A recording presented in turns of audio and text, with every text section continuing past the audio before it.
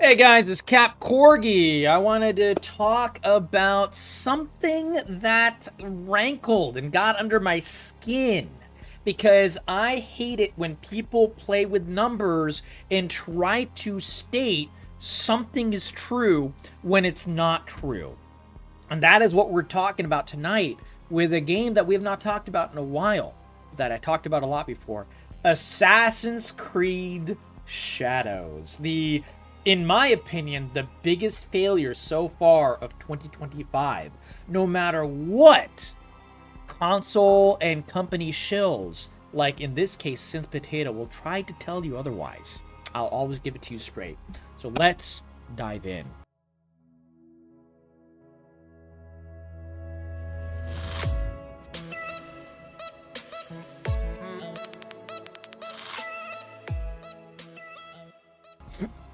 So, Synth Potato and by the way, I say this as someone who likes Synth Potato. He's a game reviewer, content creator. He covers a lot of games and so on and so forth. He's been in, some game magazines and game journalists. He's kind of like not exactly game journalist, kind of like an in-between kind of thing. He's partly a content creator, partly of this, partly of that. But yeah, regardless, he gives some usually good information. But on this, he was way off. For some reason, on Assassin's Creed Shadows, he has been absolutely, completely, abjectly biased. I don't know. I don't know if he's like, just a super fan of Ubisoft or what. I don't know what is going on, but you cannot trust him whenever he talks about this one game. Usually other games is pretty good on, and you can feel free to look at his page, and he's generally like pretty a-okay on a lot of his takes, talking about the good things happening in gaming and some of the bad things happening in gaming, and giving like kind of like generally a favorable look on a lot of things. He's not really like overtly critical whenever he should be, in my opinion, to be an objective journalist, in my opinion. But, a lot of people have, very, very ingrained biases. So I don't know if this is. Regardless, his post is Assassin's Creed Shadows, according to him, is officially the best-selling new game of 2025 in Europe.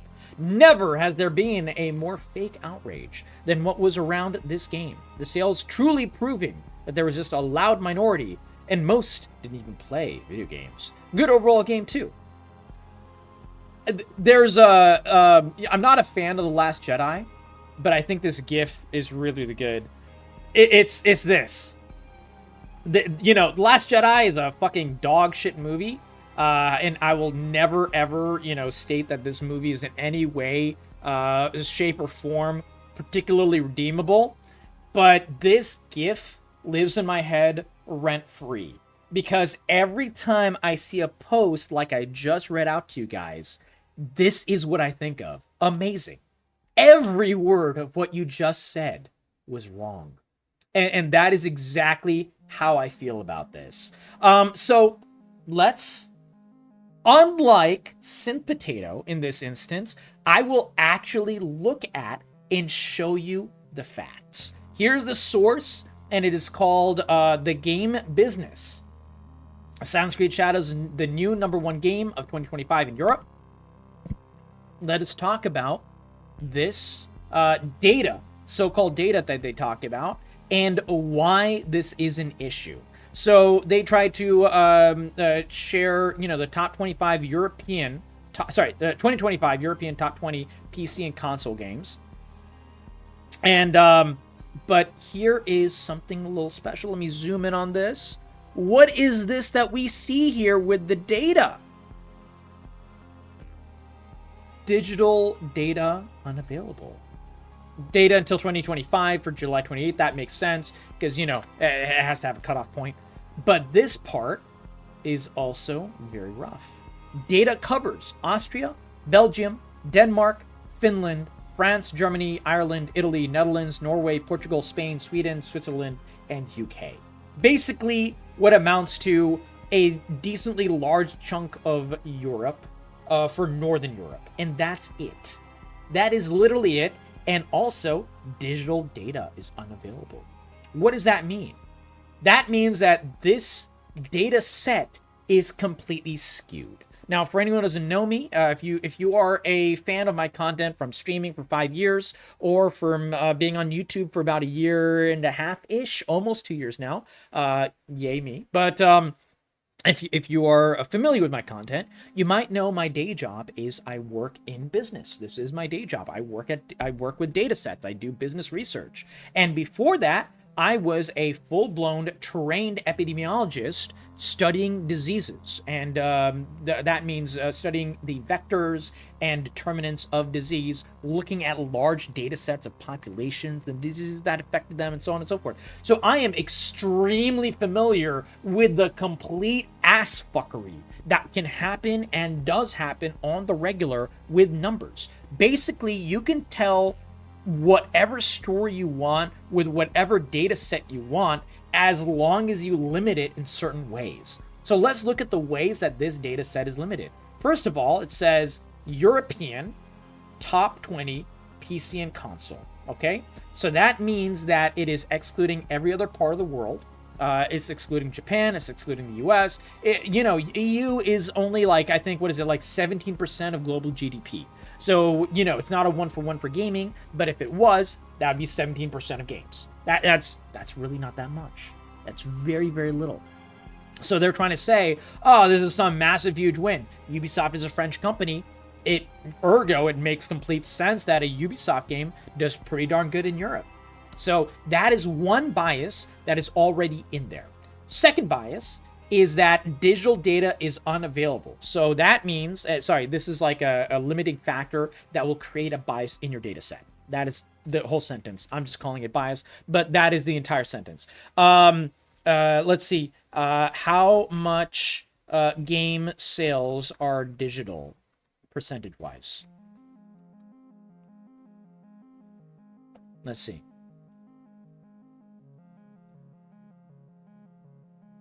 Ooh. 83%. Depends on the console, of course, which makes sense. 53% of Nintendo, and for up to 83% for PlayStation is digital. Let's see in PC. On PC.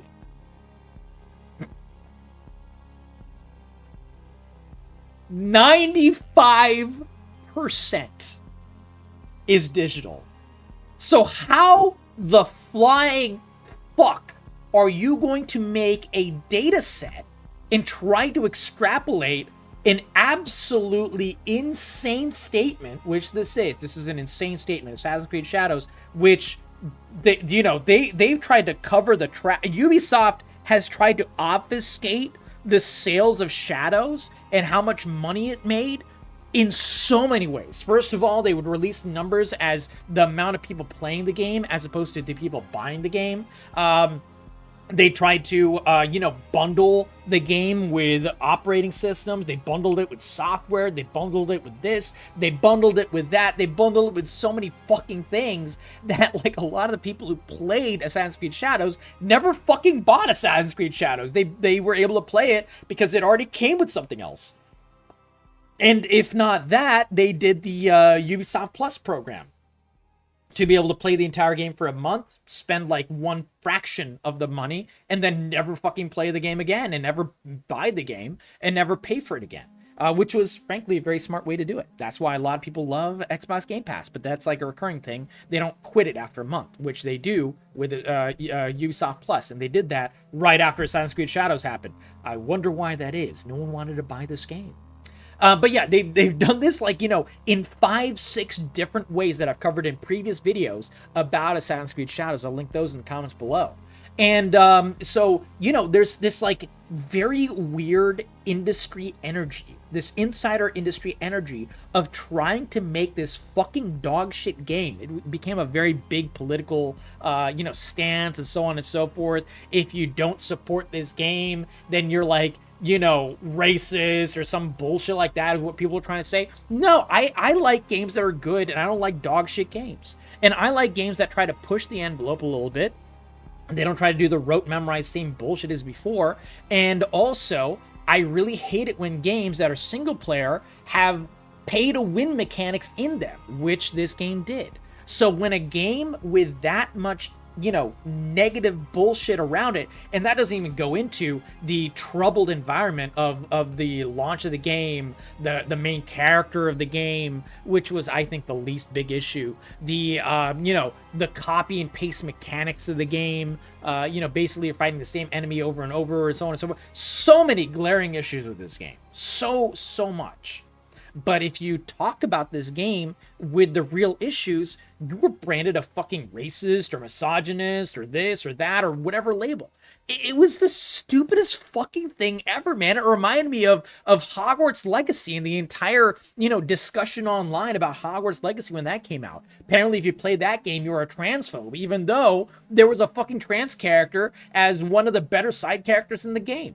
It was an absolutely ridiculous statement. Always was and always will be. And, the makers of Hogwarts Legacy, by the way, fucking hated J.K. Rowling. They wanted to make a trans character in the game as a special fuck you to her. So how the fuck is playing that game make you transphobe? No one ever answered that. You know why? Because it was a non-issue to start with. No one gave a fuck. We all cared about, is the game good or is the game bad? And that game sold like hotcakes, and you can tell it was the best-selling game of that year. I think by like a wide margin, actually. You can look up the numbers. And it was a very highly rated game. I liked the game a lot. I was able to raise a whole bunch of money for LGBTQ during the play of that game. And this game is by the complete exact measure the opposite. An absolutely lightning rod for, all the name calling as well. But an absolute failure in terms of the gameplay, in terms of the mechanics, in terms of the depth of the game, and in terms of the pricing of the game. And it suffered because of it, and it didn't sell well. And if you talk to, anyone that's an actual so-called industry insider, the vast majority of them with biases and stuff, you could count on them all to say the same bullshit. Oh yeah, no, the game's actually selling well. Where are the numbers? We can't find actual numbers. Well, why can we find actual numbers for the sales of pretty much every other fucking game? You look up any other game that came out in 2025, you can find huge milestones of actual sales figures. Kingdom Come Deliverance 2. You knew exactly when that hit 2 million copies sold. They celebrated it like crazy, as they should. It was a great game. I loved it. It's my game of the year. Expedition 33. Within 33 days, it sold 3 million copies. I made a video about that, about the huge milestone. Why? Because it's a great fucking game. Everyone should celebrate when a good game does well.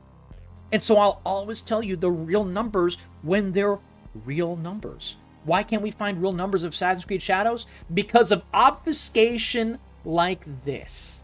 First of all, you don't even include all of Europe. In fact, you don't include a huge chunk of Europe. Not even just all. It's a big chunk of Europe you are not including this. And also, you're not including what could be, depending on your platform, anywhere from the lower end of 53% to the high end, well, Nintendo, it's not coming out on Nintendo, so whatever, but the high end of 83 to 95% of sales are digital, and you're not including in your data set. This is a biased fucking piece of shit, abject drivel data set.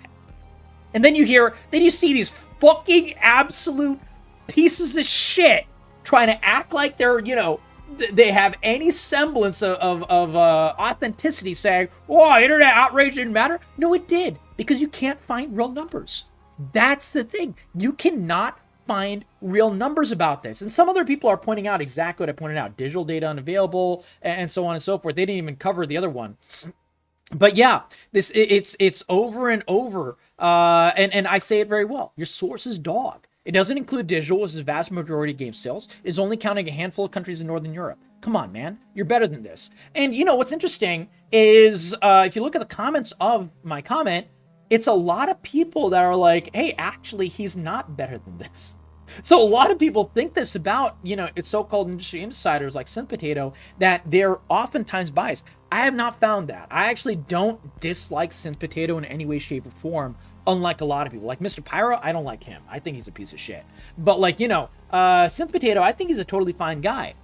And you know, a lot of his stuff I agree with, except for the fact he's way too positive on a lot of games. Like he gave, you know, he gave fucking what's it called, Monster Hunter Wilds a fucking easy pass and so on and so forth. A lot of other games that he should have been harsher on if he wanted to be authentic. And but this is just way off bases. This is the most way off bases I've ever seen of Synth Potato. Anyways, actually, this is a great comment. I wanted to cover this. Arthur, he is someone who's actually had issues with people trying to cancel his game. And, you know, people throw out the term canceling a lot. He made a great game called Soul Ash. If you like turn-based, top-down, like, original feel roguelikes. Like, not roguelite. Rogue-like, something that was akin to the original Rogue. Extremely high difficulty, extremely broad choices, very RPG based, and so on and so forth. Soul Ash is a really great game. I've covered it, but he covers some of these as an actual game dev. He covers some of the dog shit that happens with, you know, a manipulation of data sets and you know, kind of like the what's it called, the modern audience interpretation of what they want for a game to succeed or not. And he kind of like, you know, uncovers the veil a little bit, which is really good. I really like him. I think you should follow him if you haven't already. I've actually talked to him personally, you know, interacted with him on Twitter at least. And he's a very nice guy. And as long as you treat him with respect, even if you disagree with him, he'll treat you with respect. Very rare in the gaming world, frankly, online especially. Anyways, he says, this is how data manipulation is done to bullshit people. New game, and in Europe, narrowing it down specifically for this title. Very true, by the way. Very, very, very true. Like before, someone claimed it was a bestseller in its release week for the US retail, only to claim some irrelevant win over 5% of total sales. And then he includes a data set with you know, actual game sales numbers. And look at all these actual game sales numbers. These are verified game sales. So Clay Obscure, obviously this is like, you know, as of April 24th, so numbers higher now. But yeah, 2.8 million at the time. Kingdom Come Deliverance, 2.3 million, you know, 5 million for Split Fiction, so on and so forth. These are verified data sets and everything. And then you go down to the verified sales of Assassin's Creed Shadows, 661,000. If that's not a failure, I don't know what is. And people acting like this is some sort of like huge success is because of the political nature of the discourse around the game and how they see it as an owning of the chuds or some fucking bullshit like that, as opposed to what should be. Is the game good or is the game bad? It is that simple. If a game is good, it deserves to succeed. If a game is bad, it uses, you know, rote memorized mechanics, copy pasted, you know, lack of authenticity, you know, other stuff like that. It doesn't deserve to succeed. It's that simple. Anyways, that's my thoughts. Let me know yours in the comments below, and I'll catch you guys in the next video. Do you guys think I'm going overblown on this? Do you guys agree with me? Do you guys disagree? I would love to hear your thoughts. And do let me know if you played Assassin's Creed Shadows, and do let me know if you're tired of so-called content creators and so-called industry insiders being completely and utterly fucking biased. Because that is all this is. This is a complete biasy. Now, he doesn't put in his tags whether he's like, you know, an official member of Ubisoft, if he's a Ubisoft partner or whatever. They're supposed to put that in their profile. Let me see if it's in their profile at some point. Because, like, if he's not, he's kind of, you know, not really being authentic.